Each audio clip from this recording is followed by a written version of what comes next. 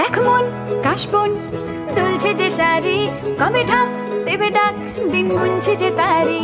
দেখ মন কাশবন দুলছে যে শাড়ি, কবে ঢাক দেবে ডাক, দিন গুনছে যে তারি। শিউলি মাখা গল্প আগমনীর সুর, কুমার টুলির গন্ধ ছড়ালো। বলো বলো দুর্গা এলো, বলো বলো দুর্গা এলো। Hello guys, welcome back to my new video. আজকের ভিডিওটাতে আমি তোমাদের দেখাতে চলেছি কাশফুল। কাশফুল দুর্গাপূজার আগে বা কিছুদিন দুর্গাপূজার আগে 10-15 দিন আগে এই কাশফুল ফুটে এবং তারপরে মহলটা হয় দুর্গাপূজা। ছোটোবেলায় যখন ছিলাম তখন মহলটা আমাদের মধ্যে একা একা হয়ে যেত 1 মাস থেকে 2 মাস আগে, কারণ আমরা তখন ডিসকাস্টিং করতাম দুর্গাপূজা নিয়ে, যে দুর্গাপূজায় আমরা এরকম করবো, এরকম ঘুরবো, এরকম করবো, এরকম করে খেলবো না খেলবো। কিন্তু এখনকার দিন এতটা ডিজিটাল হয়ে যায় যে বাচ্চারা মোবাইল নিয়ে ব্যস্ত থাকে, তো খেলাধুলা করে না। এগুলো তাদের মধ্যে যে দুর্গাপূজার মহলটা সেটা তাদের মধ্যে তৈরিও হয় না। তারা কোনো ফিলও করতে পারে না যে দুর্গাপূজা আসছে, দুর্গাপূজায় আমাকে বন্দুক নিতে হবে, কাপড় নিতে হবে, এটা করতে হবে, ঘুরতে যেতে হবে, ফুচকা খাবো, আইসক্রিম খাবো, এটা করবো, বাবার সঙ্গে ঘুরতে যাবো, মার সঙ্গে ঘুরতে যাবো, ঠাকুর দেখতে যাবো, কোনো ফিল নাই। আমরা দেখো যখন আমি ছোটো ছিলাম তখন আমরা ডিসকাস্টিং করতাম যে এবার দুর্গাপূজায় আমি এরকম বন্দুক নেবো, এরকম নেবো। কিন্তু এখন দুর্গাপূজা চলে আসে, এখন আমাদের ডিসকাস্টিং কী হয় যে দেখ দুর্গাপূজার পরে তো সামনে এক্সামটা দিয়ে কোন কলেজে অ্যাডমিশন হবো, কত নাম্বার পাবো, এইসব আমরা ডিসকাস্টিং করি। তো আর কী আসবে দুর্গাপূজার ফিল। আবার কেউ কেউ দুর্গাপূজার বাইক নিয়ে ঘুরবে, বলে যে তোর কাছে বাইক নেই, তুই আমাদের সঙ্গে ঘুরতে পারবি না। বাইক যদি থাকে তাহলে ঘুরতে পারবি। কী আনন্দ লাগবে যে আমার কাছে বাইক নেই, ওটা নিয়ে আমরা মন খারাপ করে থাকি। আর কি মজা লাগবে দুর্গাপূজার। হ্যালো বন্ধুরা, আপনারা দেখতেছেন আমরা এখন একটা শুট হবে ভিডিও। কি বলে নীলমণি যে কি বলতে চাচ্ছে, তার মনের ভাবটা যে কি প্রকাশ করবে সে নিজে বলতে পারতেছে না। কি বলবো নীলমণি ভাই, সরি, কিন্তু দেখ ভাই তুই কি বলছিস, তুই নিজে দেখ। হ্যালো বন্ধুরা, আপনারা দেখতেছেন আমরা এখন একটা শুট হবে ভিডিও বানাবো। ওই দেখো ওখানে কত কাশফুল সুন্দর।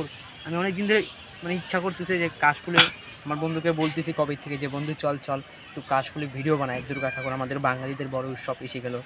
দুর্গা ঠাকুর কত তারিখে দুর্গাপূজাটা? দুর্গা ঠাকুর 9 তারিখে পূজা। দুর্গাপূজা 9 তারিখে। তার কদিন আছে? 18 দিন মতো আজকে। 18 কি কাপড় টাপড় কিনছিস? হ্যাঁ হয়েছে, মোটামুটি শার্ট প্যান্ট হয়েছে কিছু কিছু। তো তোমরা কাপড় টাপড় কিনলে কিনা দুর্গাপূজার? আমি তো কিনিনি এখনো, এই কারণে, যেটা অরিজিনাল কারণ সেটা হচ্ছে আমার কাছে নাই ভাই টাকা। খাও মা কসম। আমি তো এখনো কিছুই কিনিনি। আচ্ছা তাই নাকি? হ্যাঁ চল এখন এই নদীটা পার হবো, তারপরে ওখানে যাবো আমরা। নদীটাতে কিন্তু এখন ভালোই জল আছে, এমনি এই নদীটাতে কিন্তু জল টল থাকে না। আমার মামাদের যে এই নদীটা দেখতে পাচ্ছ, এই নদীটার নাম হচ্ছে মহানন্দা নদী। নদীটাতে কিন্তু সবসময় জল থাকে না, বর্ষার দিনে শুধুমাত্র জল থাকে। এই নদীটা বলতে পারো দার্জিলিং থেকে তৈরি হয়েছে। এই নদীটা কিন্তু সোজা বাংলাদেশে গিয়ে মিলেছে। দেখো এইসব ডিসকাস্টিং এই জন্যই করতেছি, কারণ সেটা হচ্ছে কি ব্লগটা হয়ে গেছে খুবই ছোট, তো এই জন্য ভাবতেছি এক্সট্রা তোমাদের কিছু গল্প শোনাই।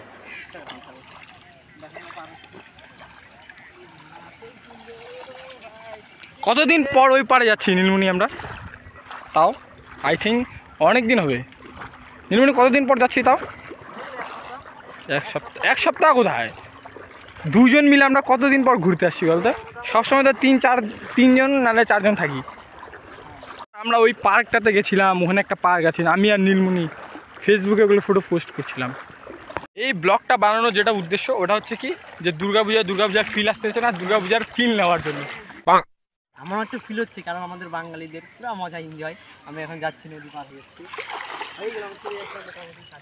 দেখো ওই পার্টটাতে ছিলাম, ওই পার্টটা থেকে আমরা এই পার্টটাতে আসলাম। নীলমণি দুর্গাপূজা তাহলে ফিল আসতেছে নাকি? একবার আমাকে বলেছিল আমাদের স্কুলে দুর্গাপূজা নিয়ে একটা রচনা লিখতে। এরকম রচনা লিখছিলাম, এরকম সুন্দরভাবে লিখছিলাম, কি বলবো আর। 10-এর মধ্যে শুধুমাত্র আমাকে 5 দেয়, তাহলে ভাবো কি সুন্দর লিখছিলাম। ফাইনালি তো চলে আসলাম কাশফুল। চলে আসলাম এই যে কাশফুল, এখানে এই যে কাশফুল কত অনেক সুন্দর সুন্দর কিন্তু কাশফুল। এখানে ফিল আসছে যখন, সেই অনেক সুন্দর সুন্দর ফিল আসতেছে, অনেক সুন্দর। জীবনে জেনে আপনার যারা আসবেন এখানে অনেকটা এনজয়। মনে অনেক কষ্ট থাকে, দুঃখ থাকে, যে আপনার সংসার অনেক চাপ প্রেশার আছে, ছেলে বলুন মেয়ে বলুন সবাই চলে আসবেন এখানে, আপনার মন অনেকটা খুশি হয়ে যাবে। আচ্ছা চলে আসুন। কেউ আবার এরকমও ভাবতেছে এবার দুর্গাপূজায় তারা বার হবে না। আমি তাদেরকে এটা বলবো, ভাই দুর্গাপূজায় বার হও, কারণ এর পিছনে একটা বড় ইন্ডাস্ট্রি রয়েছে। দেখো তোমাদের বুঝাই কীরকম ইন্ডাস্ট্রিটা রয়েছে, যে একটা যখন ফুচকাওয়ালা পার ডে এখন কত ইনকাম করে? 500 টাকা। দুর্গাপূজা কদিন হয়? 5 দিন। সে এখন 500 কামাচ্ছে, কিন্তু দুর্গাপূজার দিনগুলোতে সে 5000 টাকা কামাবে। একটা কাপড়ের দোকান, এখনকার দিনে কত মানুষ কাপড় কিনে? আমি যেরকম কদিন আগে কিনলাম কাপড়, কিন্তু এখন আবার দুর্গাপূজা আসছে, আবার কাপড় কিনতে হবে। কিন্তু দুর্গাপূজায় সবাই কাপড় কিনবে, তো কার লাভ হলো? এই দোকানদারগুলো। তো এটা এরকম পিছনে আরও অনেক জিনিস রয়েছে, ইন্ডাস্ট্রি রয়েছে, ফুচকা না, শুধুমাত্র কাপড় না, আরও অনেক কিছু, শু, ঘড়ি, চশমা, চুল, যারা চুল কাটে তাদেরও কখন কামায় তারা দুর্গাপূজায়, তাদেরও আশা থাকে। আমি সবাইকে এটাই বলবো যে দুর্গাপূজায় বার হও, কারণ এই দুর্গাপূজার জন্য অনেক গরিব মানুষের পেটে ভাত তো আসে, ভাত তো জোগাড় হয়, তাদের কিছু আনন্দ তো আসে যে এবার তারা কিছু ইনকাম করেছে। তো এই জন্যই তোমরা দুর্গাপূজায় বার হও, সেই গরিব মানুষদের সাহায্য করো।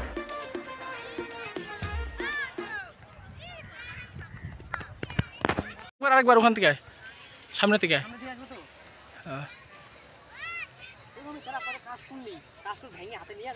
আয় না, ওখান থেকে আয় না, হাটে ডলব না।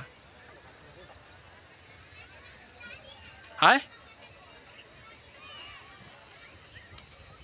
এই জায়গাটাতে আসছিলিস এর আগে? এই জায়গাটাতে আসছিলিস? না, এর আগে প্রথম আসলাম এখানে। হ্যাঁ, এখানে কিন্তু এই সন্দীপদের একটা ব্লগ শ্যুট করছিল, ব্লগ না মানে ওই যে কী ভিডিও রে, কমেডি ভিডিও। তো এখন আমরা চলে যাচ্ছি বাড়ি, হয়ে গেল আমাদের ভিডিও টিডিও শ্যুট করা। এই ব্লগটা কোনো কী বলবো আর, কোনো একটা নির্দিষ্ট কিছুই নাই, মাঝে মাঝে চলো তোমাদের বাড়ি যাই কিছু কিছু বলবো, গল্প স্বল্প এক্সট্রাভাবে, যেন ব্লগটা একটু ইন্টারেস্ট লাগে তোমাদের। খুশি তুমি তাহলে এখন? একদম খুশি, একদম খুশি। নিজের মনে হচ্ছে আমার গার্লফ্রেন্ড। আর তুই যে একটা মাছ দেখলি তুই? না, মাছ দেখি না, ঠিক বলছিস, মাছ নাই। তোদের বাড়ি জানি কোথায় আগে জানি ছিল? বালুরঘাটের ওদিকে কিরকম মাছটা? অনেক মাছ, সস্তা আছে মাছ। এরকমই জল না কোরকম জল? ওখানে অনেক জল, ডুবি যাবি।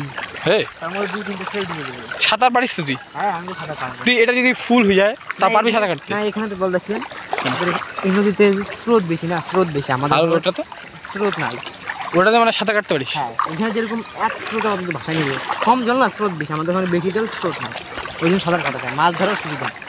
আর অনেক বোয়াল, তারপরে অনেক অনেক মাছ, বিভিন্ন ধরনের মাছ পাওয়া যায়। কোথায় তোদের ওখানে? ভিডিওর শেষে আমি এটাই বলবো যে দুর্গাপূজার মণ্ডপগুলো এবার প্রতিবাদের মণ্ডপ হয়ে উঠুক।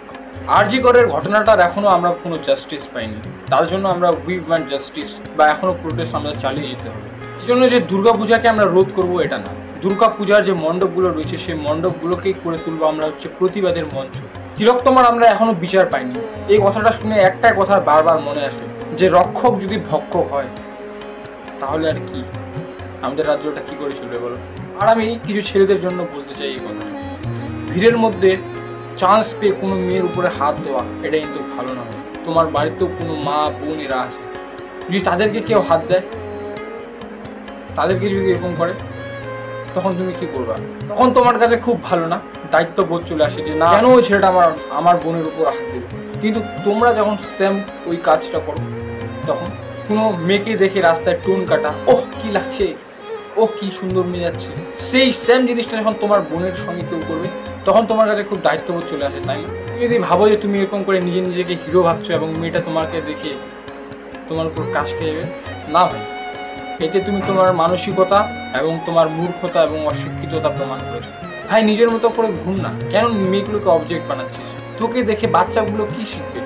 হুজে ভাই হুজে অনেক জ্ঞান দিয়ে দিয়েছিস, হুজে ভিডিওটা এন্ড কর তাড়াতাড়ি। তো বন্ধুরা এখান থেকে করি ভিডিওটা এন্ড। খুব কাশি বন্ধুরা, খুব কাশি, এই জন্য ভাই রিয়াকশন ভিডিওগুলো তো ভালো করে রিয়াকশন দিতে পারছি না।